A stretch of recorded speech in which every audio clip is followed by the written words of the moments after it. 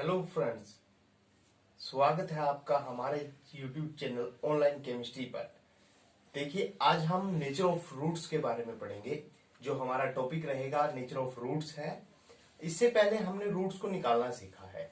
हमने इस एक्सरसाइज के अंदर जो ये हमने चैप्टर किया है, चैप्टर 4, हमें एक क्वाड्रेटिक इक्वेशन दी जाती थी और क्वाड्रेटिक इक्वेशन के सिर्फ दो रूट होते हैं और हम एक्स की दो वैल्यूज फाइंड करते थे। आज हम देखेंगे कि जो हम रूट्स निकालते हैं क्या वो रियल हैं या वो वास्तविक हैं या फिर वो इमेजिनरी रूट हैं या इक्वल रूट हैं। आज हम नेचर्स के बारे में पढ़ेंगे। आज हम जो रूट निकालते हैं सिर्फ उनके बारे में चर्चा करेंगे। ठीक है जी। अब देखिए, नेचर जो रूट्स है, नेचर है जो रूट्स का, वो रियल है, इमेजिनरी है या इक्वल रूट्स है, उसके लिए हमें एक फॉर्मूला याद रखना है। वो इस प्रकार है। देखिए, हमारे पास एक फॉर्मूला होता था, हमने क्वाड्रेटिक फॉर्मूला पढ़ा है कि हमारे पास क्वाड्रेटिक फॉर्मूला होता था एक्स की वैल्यू निकालने का, is equal to minus b plus minus under root b का square minus 4ac upon 2a। ये हमारे पास क्वाड्रेटिक फॉर्मूला होता था। यहीं से हमारे पास नेचर ऑफ रूट निकालने का एक फॉर्मूला आता है जो ये बी स्क्वायर माइनस 4ac होता है। देखिए, नेचर ऑफ रूट किसके बराबर होता है? B square minus 4ac। यहां से हम नेचर ऑफ रूट निकालते हैं। अगर b square minus 4ac greater than 0 आ रहा है, अगर जो ये x की वैल्यू, जो ये वैल्यू है, अगर वो ग्रेटर देन 0 है तो कैसे रूट होंगे? Real root. कैसे रूट होंगे? रियल। इसके बाद है, अगर बी स्क्वायर माइनस 4ac 0 के इक्वल आ रहा है, अगर ये किसके इक्वल आता है? 0 के इक्वल आता है, तो हमारे पास जो रूट होंगे वो कैसे होंगे? नेचर ऑफ रूट कैसे होंगे? Equal root. यानी जो x की दो वैल्यू जानी है, दोनों वैल्यूज क्या आएंगी? बराबर आएंगी। इसके बाद यदि हमारे पास बी स्क्वायर माइनस 4ac अगर लेस देन 0 आता है, यानी नेगेटिव में वैल्यू आती है, लेस देन 0 का मतलब क्या है? यदि नेगेटिव में वैल्यू आती है तो हमारे पास जो रूट होंगे वो कैसे होंगे? इमेजिनरी। इमेजिनरी रूट होंगे, यानी इमेजिनरी रूट जिनको हम देख नहीं सकते हैं, काल्पनिक है जो। ठीक है। इसके बाद है, देखिए, अब हमें कुछ क्वेश्चंस दिए जाएंगे जिसमें हमें पता करना है कि नेचर कैसा है रूट्स का। तो देखिए, हम क्वेश्चन सॉल्व करते हैं। सबसे पहला क्वेश्चन हमारे पास स्क्रीन पे लिखा हुआ है आपकी कि 2x square minus 3x plus 5। आपने नेचर ऑफ रूट्स बताना है कि नेचर ऑफ रूट्स कैसा है, कि किस प्रकार के रूट्स है। तो देखिए, यहां से हम सबसे पहले a, b और c की वैल्यू निकालते हैं। a की वैल्यू होती है जो x स्क्वायर का कोफिशिएंट है वो कितना है? 2। इसके बाद b आता है, b जो होता है वो x का कोफिशिएंट होता है और x का कोफिशिएंट कितना है? -3। इसके बाद c जो होता है वो कांस्टेंट टर्म होती है जिसके साथ कोई भी वेरिएबल नहीं लगा हुआ। वेरिएबल का मतलब है एक्स वाई जेड। ठीक है, कोई भी एक्स वाई जेड कोई भी टर्म नहीं लगी हुई है, तो इसको हम c बोलते हैं। तो c की वैल्यू कितनी है यहाँ पर? 5। अब देखिए, हम फॉर्मूला यूज करते हैं। फॉर्मूला हमारे पास था बी स्क्वायर माइनस 4ac। हम इसकी वैल्यू निकालते हैं। देखिए, b की जगह पे कितना है? -3 है। -3 का स्क्वायर माइनस 4ac। ac की जगह पे क्या है हमारे पास? a की वैल्यू है 2 और c की वैल्यू है 5। तो इज इक्वल टू 3 स्क्वायर -3 का स्क्वायर करेंगे, -3 को -3 से मल्टीप्लाई करेंगे, कितना आएगा? 9। माइनस को माइनस से मल्टीप्लाई करेंगे, ये कैसा आएगा? प्लस का 9। माइनस 4 2 जा 8 और 8 5 जा 40। तो देखिए, हमारे पास 40। तो हमारे पास देखिए, अब 9 में से 40 अगर हम माइनस करते हैं तो माइनस का 31 आ जाता है। कितना आ गया है? माइनस का 31। तो क्या ये कैसे रूट्स हैं इसके? अगर b का स्क्वायर माइनस 4ac अगर हमारे पास नेगेटिव वैल्यू देता है तो इसका मतलब कैसे रूट्स है? नेचर ऑफ रूट कैसा है? इमेजिनरी। कैसे रूट्स है? इमेजिनरी। इमेजिनरी रूट होंगे इसके। ठीक है, क्योंकि वैल्यू क्या है? 0 से छोटी आई है। ठीक है जी। इस प्रकार हम नेचर ऑफ रूट्स फाइंड कर सकते हैं। अब एक और एग्जांपल हम इसका देख लेते हैं, एक क्वेश्चन और निकाल के हम देखते हैं।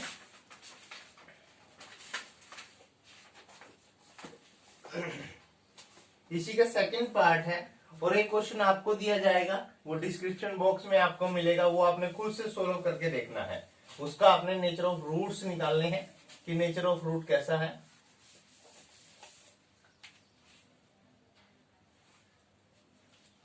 इसका सेकंड क्वेश्चन आता है 3x² माइनस 4√3x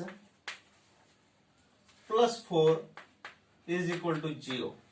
अब आप देखिए ए बी और सी की वैल्यू निकालिए। ए की वैल्यू है 3, बी की वैल्यू है -4√3 और सी का जो वैल्यू है वो है 4। अब b² माइनस 4ac फॉर्मूला हम लगाते हैं तो वैल्यू देखिए क्या आती है, -4√3 का स्क्वायर, ये b है, माइनस 4ac, 4 मल्टीप्लाई a की वैल्यू कितना है 3 है और c का वैल्यू कितना है 4 है।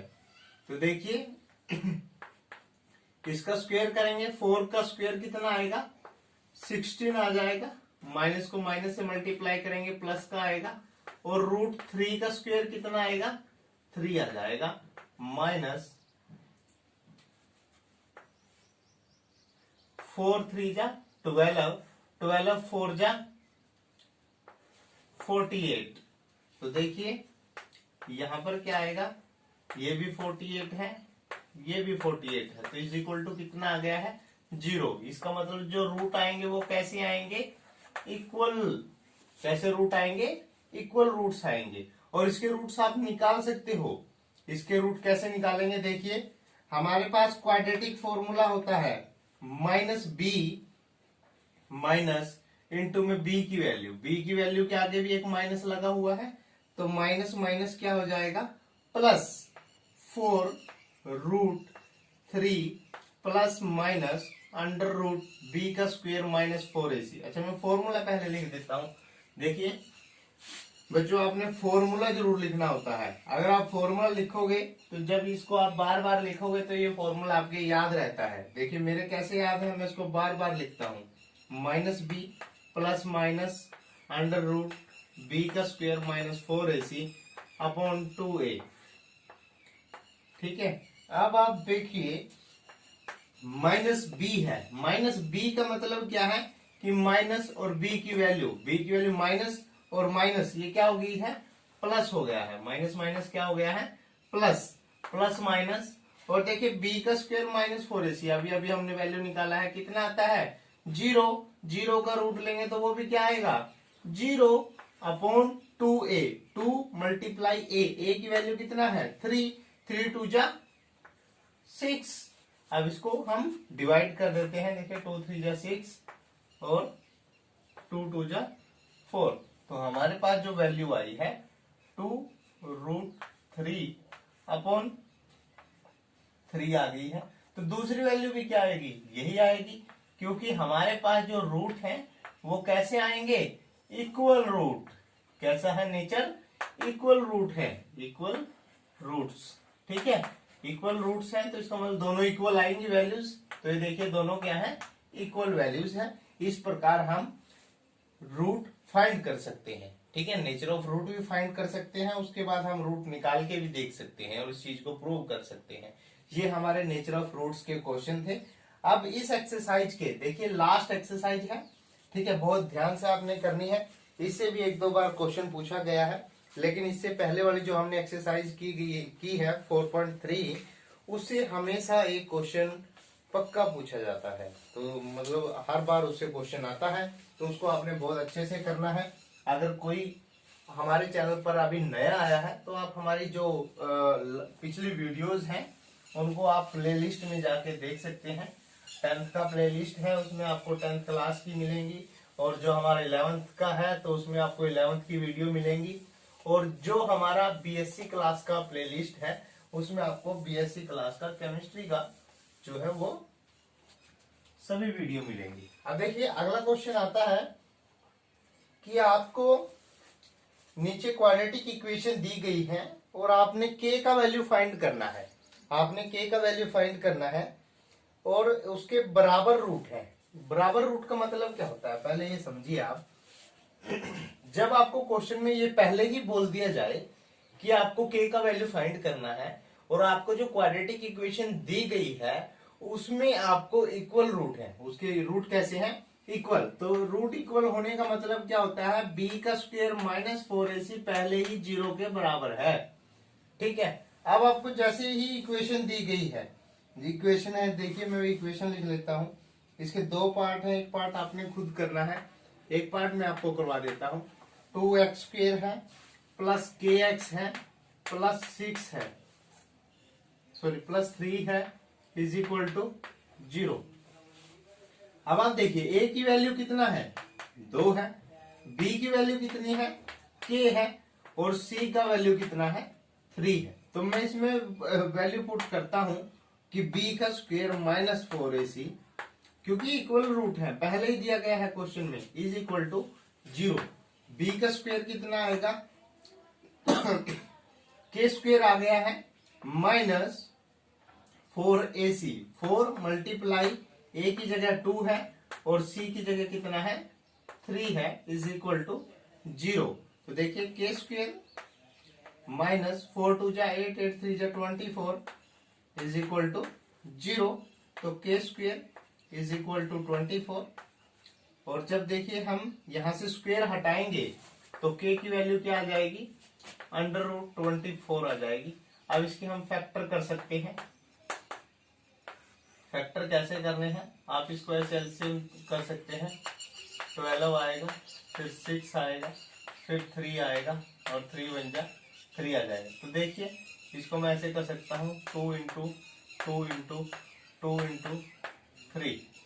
ठीक है, तो अब देखिए जो हमारे पास ऐसे जोड़े में होगा, ठीक है, जो भी एक पेयर बनेगा, ये पेयर है, ठीक है, और कोई पेयर नहीं बन रहा है, तो जो पेयर वाली चीज होती है उसको हम बाहर लिख लेते हैं। जो भी पेयर वाला डिजिट है उसको हम बाहर लिखेंगे, 2 बाहर आ गया है, ठीक है, दो पेयर का एक पेयर, एक जो डिजिट है वो बाहर आता है। तो देखिए यहाँ पर एक पेयर है तो एक डिजिट बाहर आ गया इनमें से, यहाँ पर कोई पेयर नहीं है तो 3 2 जा 6, तो हमारे पास ऐसे वैल्यू आती है। ये वर्गमूल जो होता है, वर्गमूल 24 था, ठीक है, रूट 24 था, तो इसको हमने ऐसे सोल्व करना होता है। ठीक है, हमेशा याद रखिए ये कंप्लीट आंसर है, आप यहाँ क्वेश्चन को नहीं छोड़ सकते हैं।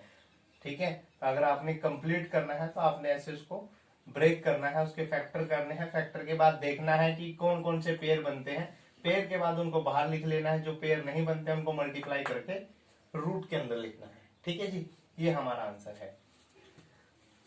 वीडियो को बहुत ध्यान से देखें, ठीक है, ताकि आप हर एक चीज को समझ सके। इसका सेकंड पार्ट रहता है, वो सेकंड पार्ट आपने खुद करना है। इसके बाद नेक्स्ट क्वेश्चन आते हैं। हमारे पास 3 क्वेश्चन और हैं। आज हम इस एक्सरसाइज को पूरा कर लेंगे, इसी के साथ हमारा चैप्टर खत्म हो जाएगा, फिर हम नया चैप्टर स्टार्ट करेंगे।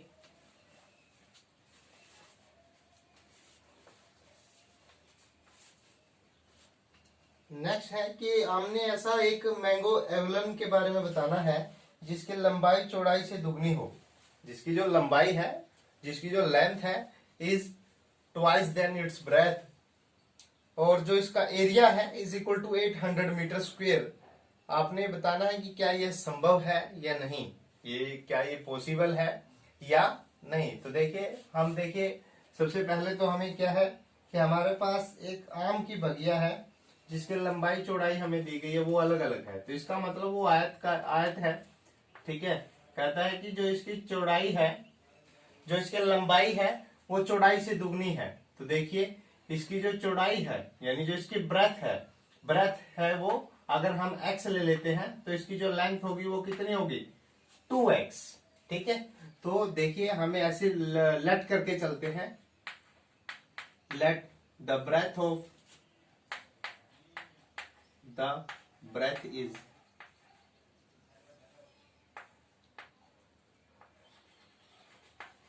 breadth वो कितनी है, x मीटर है। तो हमारे पास इसी तरह जो लेंथ होगी वो कितनी हो जाएगी, 2x मीटर हो जाएगी। अब देखिए एरिया हमें दे रखा है कि जो एरिया है वो कितना है, 800 मीटर स्क्वायर है। अब देखिए जो हमारे पास एरिया है उसका फॉर्मूला होता है length into breadth is equal to 800 metre square. Length into breadth होता है इसका एरिया, तो x multiply 2x is equal to 800। अब देखिए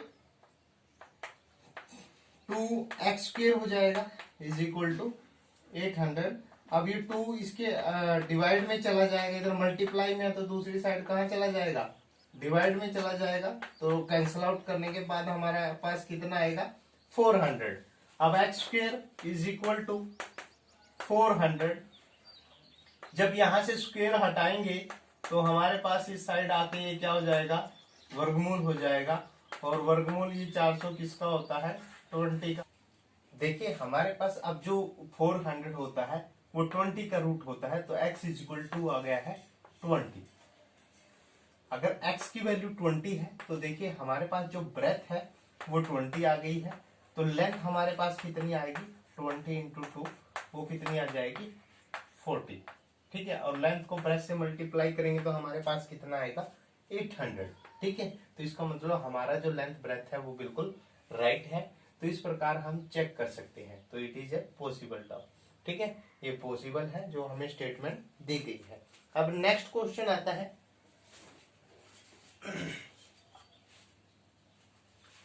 अब फिर एक कंडीशन है। अभी नेक्स्ट क्वेश्चन है हमारे पास कि हमने बताना है कि ये जो कंडीशन है वो पॉसिबल है या नहीं।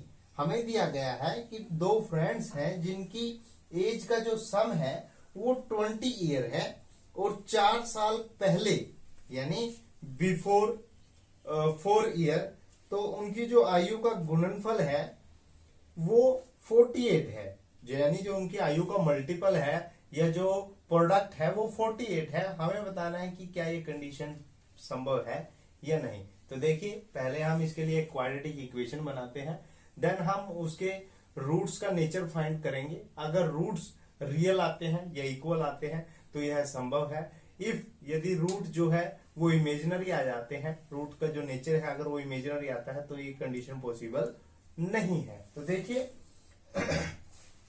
लेट द एज ऑफ,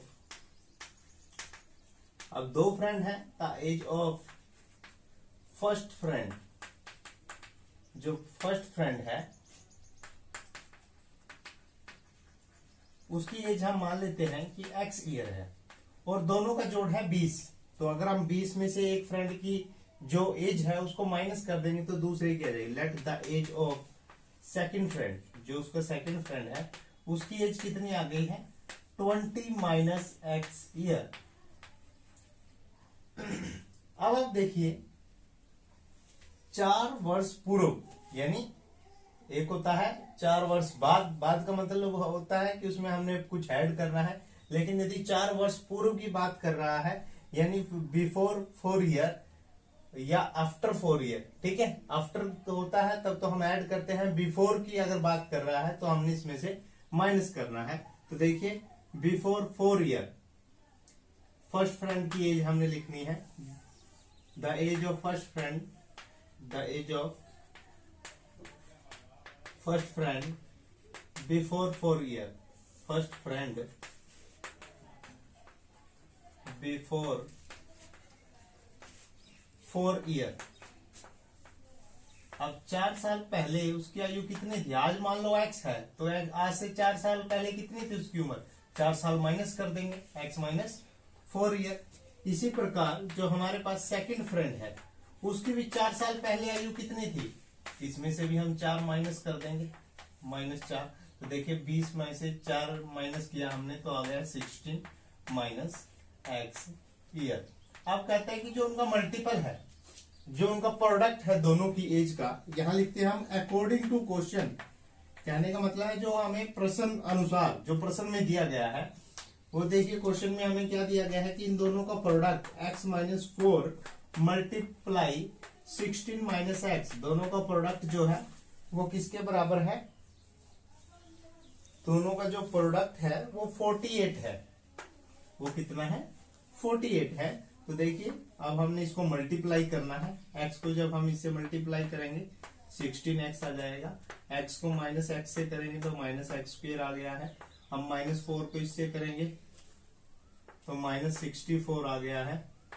-4 को माइनस एक्स से करेंगे minus minus plus 4x is equal to 48। तो देखिए अब जो x x वाली टर्म है उसको हम इकट्ठा कर लेते हैं। 16x है और 4x है, 16 और 4 20 हो गया है। देखिए माइनस का एक्स स्क्वेयर है, ठीक है, माइनस का इसको 16 और 4 20x लिख लेते हैं। ये क्या है, माइनस का 64 है। ये भी इधर आके किसका हो गया है, माइनस का 48 हो गया है और इक्वल टू 0। तो हमारे पास क्वाड्रेटिक इक्वेशन आ गई है माइनस एक्स स्क्वेयर, ठीक है, प्लस 20x और ये माइनस माइनस क्या हो जाएगा, प्लस 8 और 4 12, 6 और 4 10 और 1 11। तो माइनस का ये आ गया है।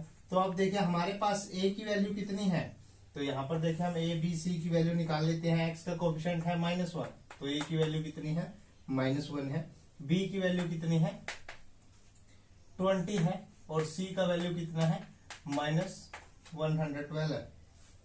अब आप देखिए हम फॉर्मूला लगाते हैं b का स्क्वायर -4ac, ठीक है। b का स्क्वायर यानी 20 का स्क्वायर यदि हम करते हैं तो कितना आता है, 400 आ जाता है। -4 इंटू में माइनस का 1 और इंटू में 112। तो देखिए इसको हम मल्टीप्लाई करते हैं तो माइनस माइनस प्लस हो जाएगा, माइनस माइनस क्या हो गया है, प्लस, और इसको हम इसे मल्टीप्लाई करते हैं। देखिए इसको जब मल्टीप्लाई करते हैं तो 4 2 जा 8, 4 1 जा 4 और 4 1 जा 4, तो ये आ जाता है। तो हमारे पास टोटल जो वैल्यू है वो कितनी आ गई है, ये आ गई है।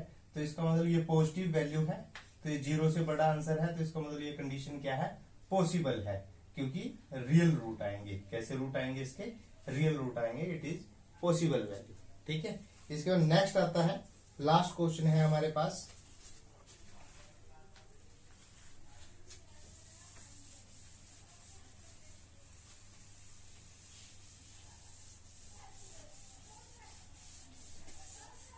नेक्स्ट क्वेश्चन है क्वेश्चन नंबर 5। लिखा है कि आपके पास जो पेरीमीटर है वो 80 मीटर है।